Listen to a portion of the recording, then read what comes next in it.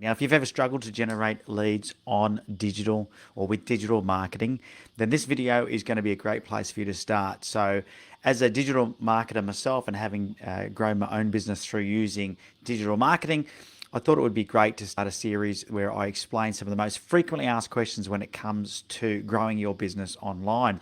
And the first one that I'm going to answer in this series is called, "What is digital marketing?" Because I think so many people struggle with actually understanding what it is and how to make sure you're getting customers from your digital marketing efforts. Now, I'm going to cover off 7 different areas that I believe to be the 7 key pillars of digital marketing.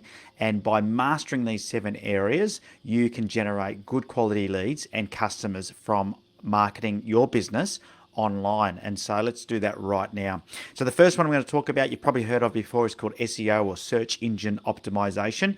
And I'm going to talk more from a perspective of a technical and off-site SEO. So these are things like making sure that your website loads fast, the user experience is good, the information on your website is relevant for visitors, so when they get there, they're having a good experience. Things like making sure that you've got plenty of great, good quality backlinks back to your website so it ranks really well. And you can start just by putting them into things like business directories, etc. But you really want to start reaching out, maybe guest blog posting or getting your links put on other people's websites. And all of this is great for search engine optimization. Now, why would you want to do this? Well, what it does is it means that your website will show up earlier in search engine results. So when somebody does a search with something like Google or Bing, your website will turn up earlier. Now, statistics have shown that pretty rarely will someone go past the first page of search results. So search engine optimization will help you do that. So it's not something that typically you can do yourself. It's better if you get a professional who understands the technical aspects, can fix all the errors on your website and make sure that everything is working.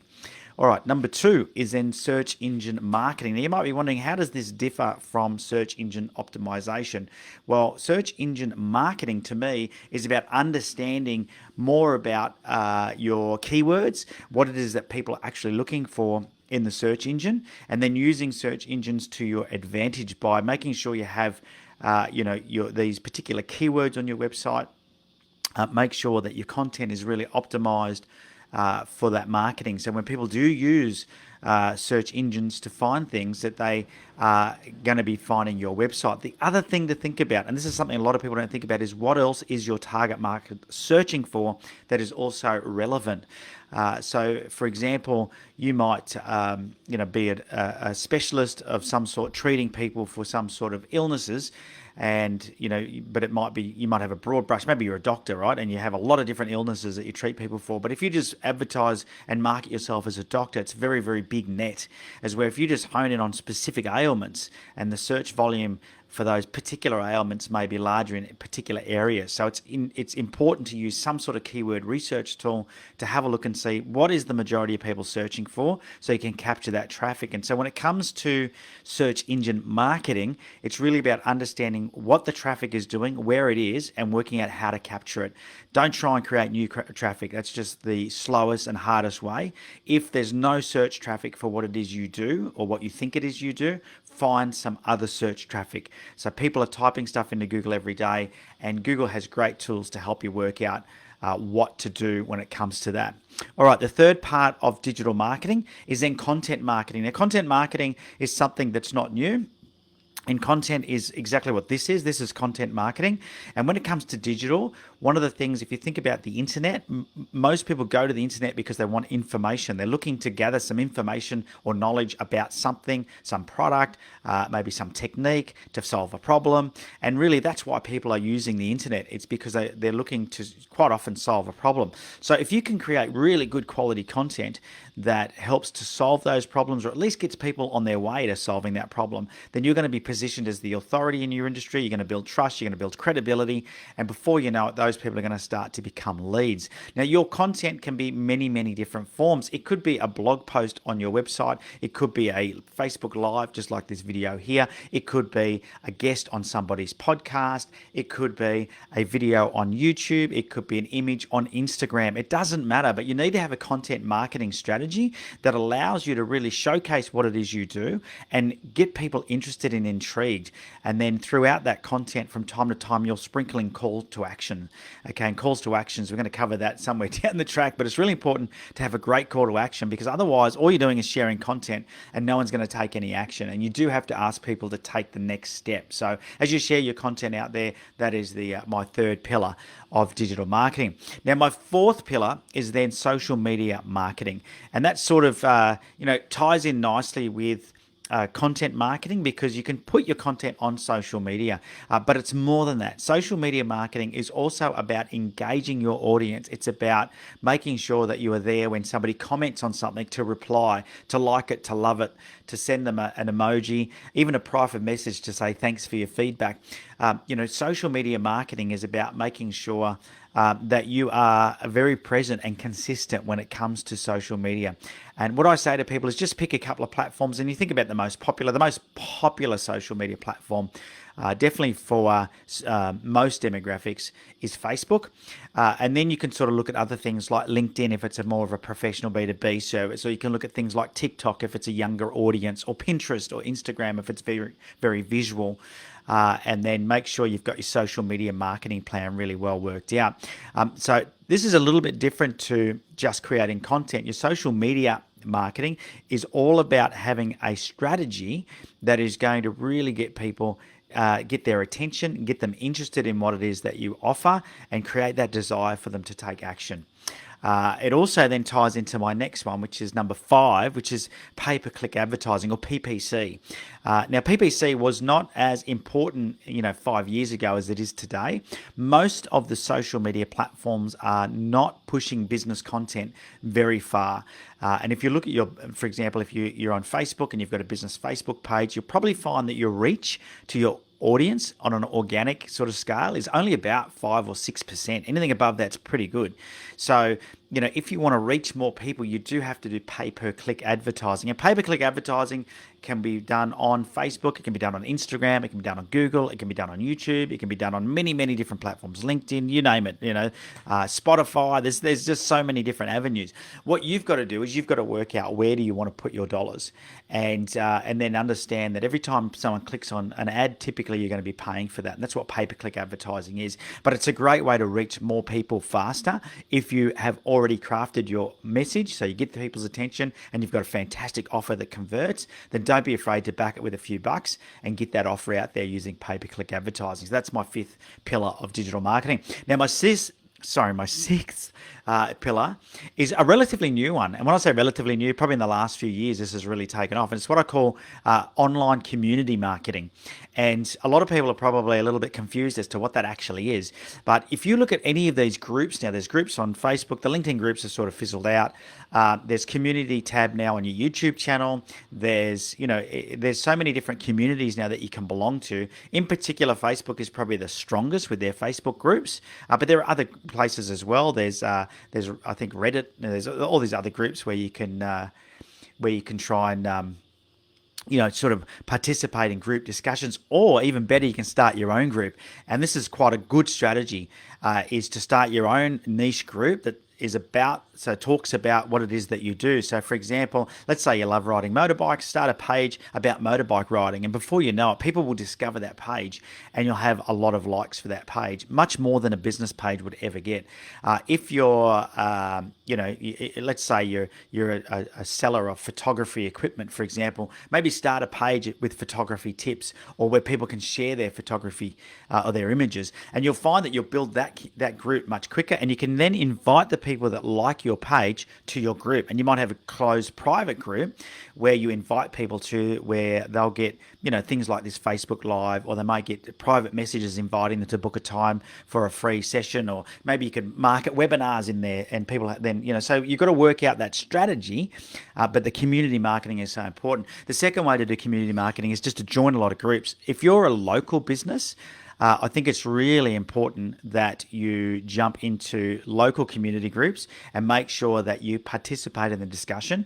And when somebody is looking for a local service, you'll notice how many recommendations are happening inside that group. If someone does recommend you and tries to tag you and you're not in that group, you actually will not be notified. So you want to make sure you're in all your local community groups. And when you do get tagged, make sure that you respond. Now, I'm just going to jump back 2 steps to social media marketing, to search engine marketing. because I forgot to mention Google My Business as well. Google My Business has become a huge player when it comes to your search engine marketing. Make sure your Google My Business listing is up to date, and it's so important now that not only is it up to date, but you consistently post content on your Google My Business listing. Now, we have a specialist in our team that does this for clients. It takes 5 to 7 hours to set up a Google My Business listing properly once you know what you're doing. So expect to spend the next couple of weeks if you're going to try and do it on yourself. But it is a great way to generate organic leads. Okay, it's one of the few ways left that guarantee organic leads. Now, I'm going to jump onto the 7th pillar of my digital marketing. Hey, Eden, how you going? He said, we've been using Sendable for all our social media posts.